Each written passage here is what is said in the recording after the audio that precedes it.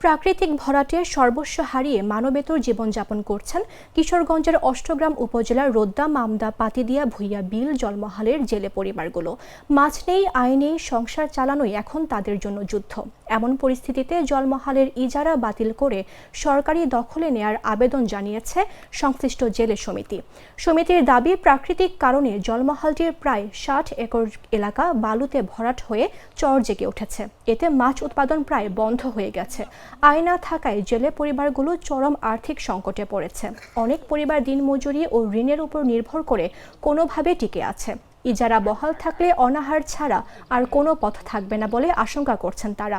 এ বিষয়ে অতিরিক্ত জেলা প্রশাসক মোহাম্মদ নাহিদ হাসান খান বলেন, সরকারি জলমহাল নীতিমালা 2009 অনুযায়ী চুক্তি সম্পাদনের পর ভরাট ও অন্য কোনো সমস্যার অজুহাত গ্রহণযোগ্য নয়।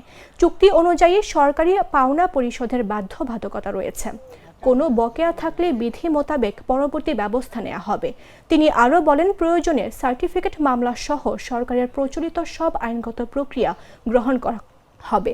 যারা জলমহাল নিয়েছে তাদের সম্পূর্ণ টাকা পরিশোধ করতে হবে, অন্যথায় জামানত বাজেয়াপ্ত করে পরবর্তী প্রক্রিয়ায় যাওয়া হবে।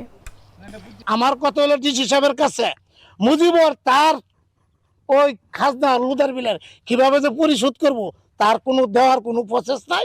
ডিসি সাহেব যদি দয়া না করে। আমি একটা সবজির ব্যবসায় সবজি কইরা খাই, আমার দোকান দাও 2-3-4 হাট আমি বাজারও গেছি না, মানুষের লেনের চাপে মানুষের লগে বাইলবাট্টা কইরা মনে করেন একটা সিস্টেম করে বলে আমি যদি বাজারও না উঠি তাহলে আমি মানুষের কাছে লেন পরিশোধ করবো কেমনে, আমার একটা সুযোগ দেন। তখন চাইতাছি যদি ডিসি স্যার আমাদেরকে দয়া করে তাহলে আমরা বাঁচমু, আর না হইলে মনে করেন 1.5 বাড়ার চরের রাস্তা। সরকারি জলমহাল নীতিমালা 2009 অনুযায়ী ব্যবস্থা আমরা গ্রহণ করে থাকি। আসলে চুক্তি যখন সম্পাদিত হয়, ভরাট হয়ে গিয়েছে বা অন্য কোনো কারণে সমস্যা তৈরি হয়েছে, এগুলো বলার সুযোগ নেই।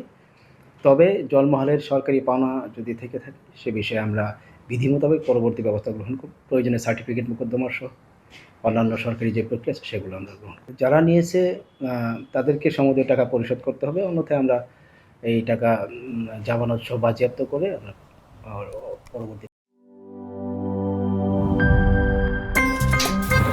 আমার একটা স্মার্ট সিদ্ধান্তে 25% গ্যাসের খরচ কমেছে। ভাবছেন কিভাবে?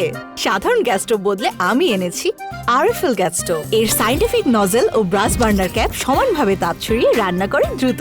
তাই গ্যাসও বাঁচায় 25%, টাকাও বাঁচে 25%। আরএফএল গ্যাস স্টোভ, নিরাপদ ও গ্যাস সাশ্রয়ী।